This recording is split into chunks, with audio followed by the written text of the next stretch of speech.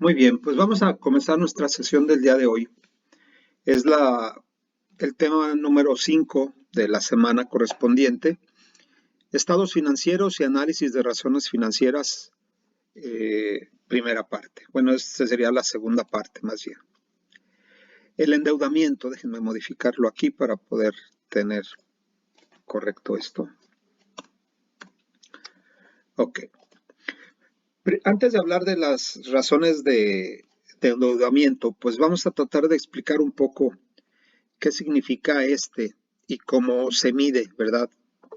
¿Qué significa el apalancamiento en términos de deuda?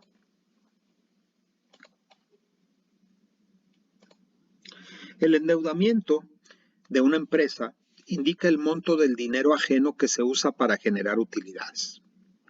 ¿Sí?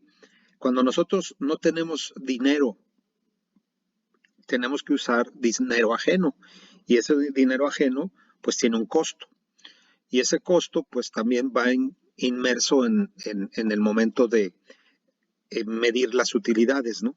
Sin embargo, estas me indican también cómo me ayudan a generar utilidades. En general, un analista financiero se interesa más en las deudas a largo plazo porque estas comprometen a la empresa con un flujo de pagos contractuales a largo plazo. Cuanto mayor es la deuda de una empresa, mayor es el riesgo de que no cumpla con los pagos contractuales de sus pasivos. Debido a que los compromisos con los acreedores se deben de cumplir antes de distribuir las ganancias entre los accionistas, tanto los accionistas actuales como los futuros deben prestar mucha atención a la capacidad de la empresa de saldar sus deudas. Los prestamistas también se interesan en el endeudamiento de la empresa. Nosotros no vamos a hablar aquí de cuentas por pagar. Este tipo de deudas de corto plazo se miden con la liquidez de la empresa. Acuérdense, la semana pasada hablábamos de las razones de liquidez. Activos circulante menos pasivos de corto plazo, ¿verdad? O pasivo circulante, pero se utiliza más como pasivos de corto plazo. Y eso me va midiendo la liquidez de la empresa. Sin embargo, para medir el endeudamiento y los grados de endeudamiento o el índice de endeudamiento, se utiliza la deuda a largo plazo, que esa es la que compromete de manera considerable el funcionamiento de la empresa. ¿Por qué la liquidez no? Bueno, pues porque la liquidez puede ser subsanada en algún momento dado con algún préstamo de corto plazo, ¿verdad? Pero la deuda de largo plazo sí tiene una mayor importancia en el sentido de cómo se van a manejar las utilidades. Bueno,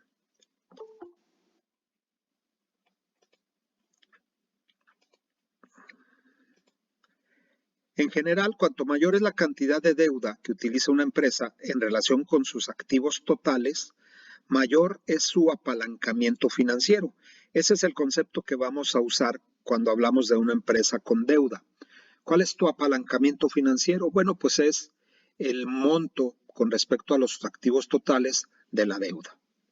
El apalancamiento financiero es el aumento del riesgo y el rendimiento mediante el uso de financiamiento de costo fijo, como la deuda y las acciones preferentes.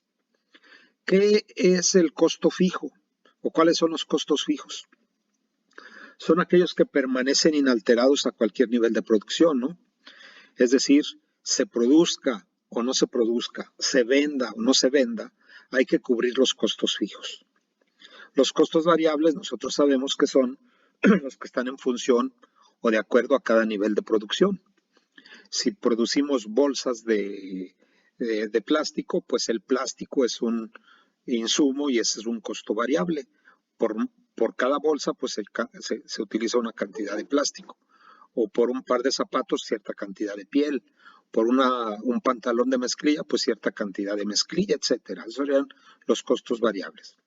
Los fijos tienen que ver con otra cuestión, ¿no? Por ejemplo, la renta o el alquiler, son costos de operación. Pero si hablamos de costos financieros, porque vamos a manejar aquí el financiamiento, el apalancamiento financiero, pues vamos a hablar de deuda a largo plazo ¿sí? Y también la que se tiene con los accionistas,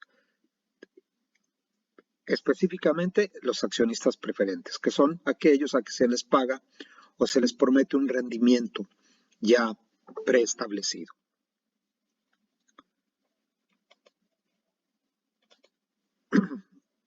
¿Alguna pregunta? Se dice que el incremento de la deuda, trae consigo un riesgo mayor, así como un mayor potencial de rendimiento. Bueno, pues a mayor rendimiento, mayor riesgo, ¿verdad? De modo que cuanto mayor es el apalancamiento financiero, mayor es el potencial de riesgo y por lo tanto de rendimiento.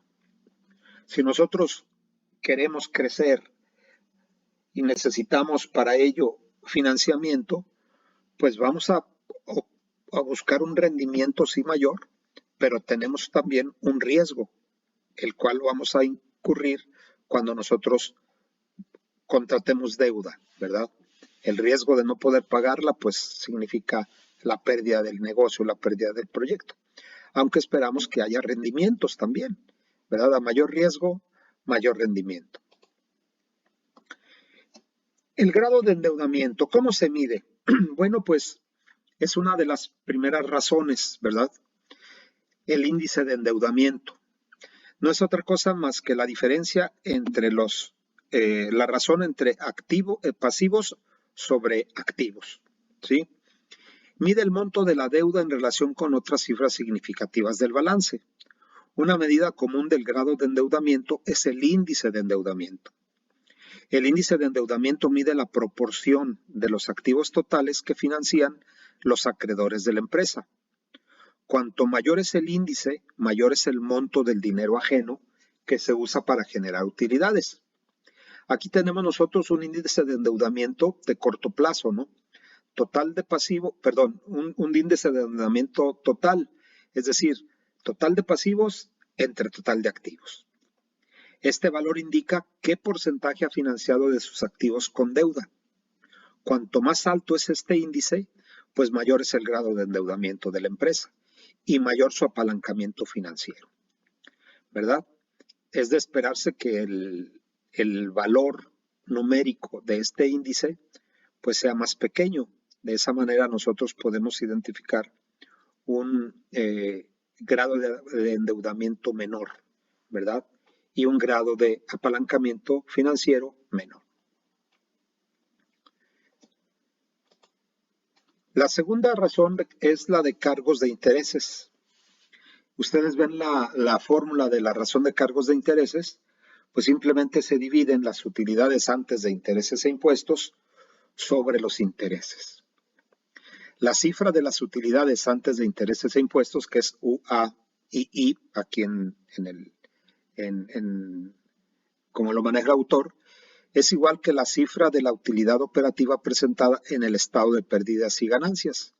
Con frecuencia se sugiere un valor de por lo menos 3 y de preferencia cercana a 5. Es decir, la razón de cargos de intereses debe de resultar como conveniente entre 3 y 5 el resultado numérico, ¿verdad? ¿Qué significa eso? ¿Cuántas veces, verdad, las utilidades antes de intereses cubre a los intereses? No una vez, 2 veces, sino que mientras más grande sea mayor, lo bueno es que sea entre 3 a 5, ¿verdad? Los intereses, pues, para medir la razón de cargo de intereses fijos. La tercera razón que tenemos es la índice de cobertura de pagos fijos. Aquí parece que la fórmula es muy complicada, pero pues no, es muy sencilla, ¿verdad? Nosotros hablamos de este índice que mide la capacidad de la empresa para cumplir con todas sus obligaciones de pagos fijos, como los intereses y el principal de los préstamos, pagos de arrendamiento y dividendos de acciones preferentes. Tal como sucede con la razón de cargos de intereses fijos, cuanto más alto es el valor de este índice, mejor. La fórmula para calcular el índice de cobertura de pagos fijos es la siguiente: utilidad antes de intereses impuestos más el pago de arrendamiento, PAR, ¿verdad? Aquí lo quise especificar aquí. Si quieren le pongo aquí pago de arrendamiento.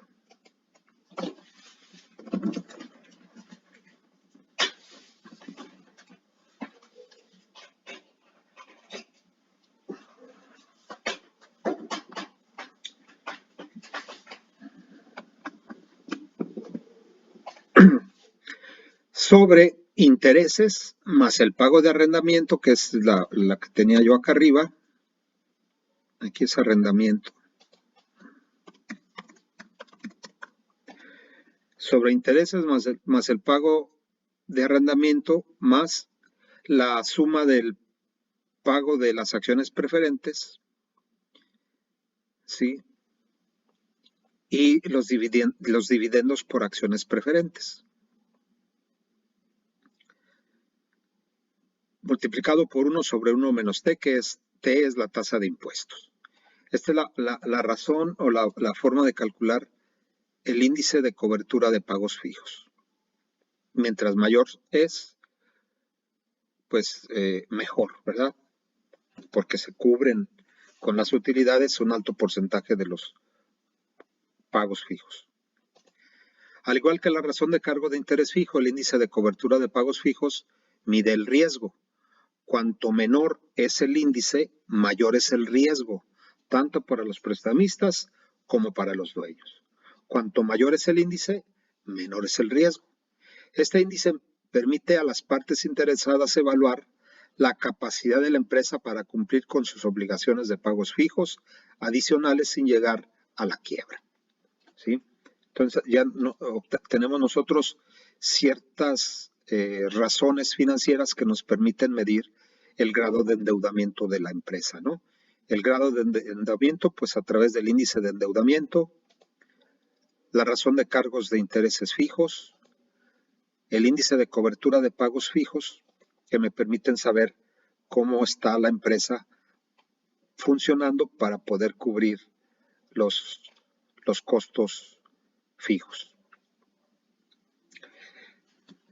El siguiente bloque de razones son las que miden la rentabilidad. Las anteriores medían la capacidad de pago. Estas miden rentabilidad. Existen muchas medidas de rentabilidad. En conjunto, estas medidas permite a los analistas evaluar las utilidades de la empresa respecto a un nivel determinado de ventas, cierto nivel de activos o la inversión de los propietarios. Sin utilidades, una compañía no podría atraer capital externo. ¿Cómo vamos a buscar financiamiento si no tenemos utilidades? Los dueños, los acreedores y la administración prestan mucha atención al incremento de las utilidades, debido a la gran importancia que el mercado otorga a las ganancias.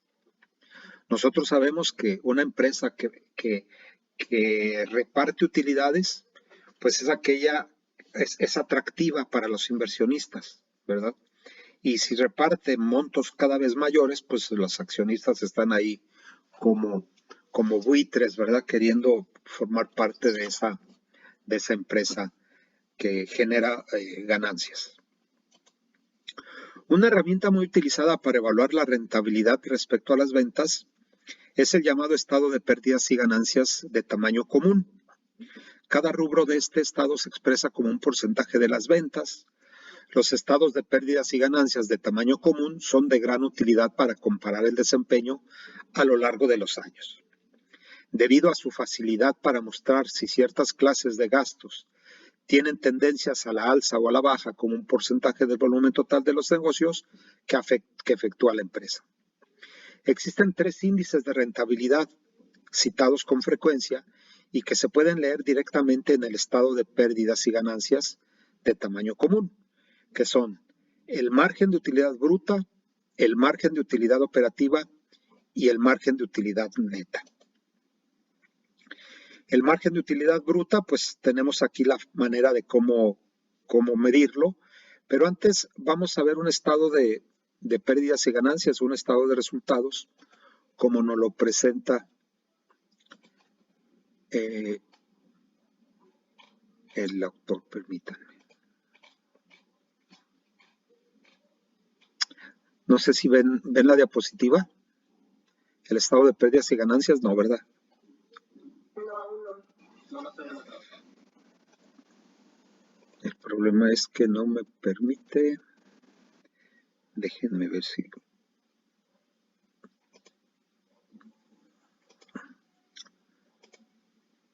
No me permite. No me permite tenerlo.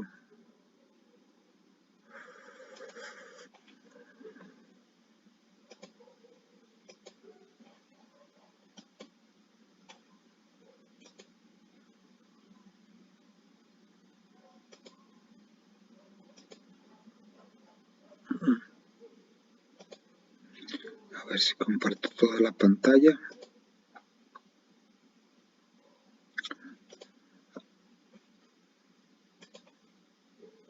¿Ahora sí lo ven?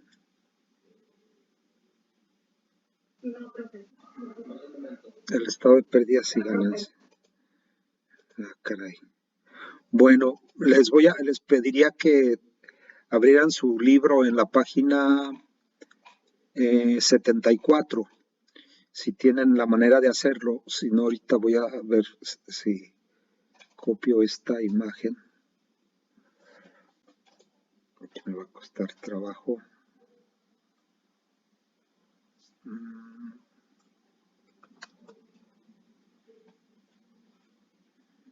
Déjenme ver si la puedo.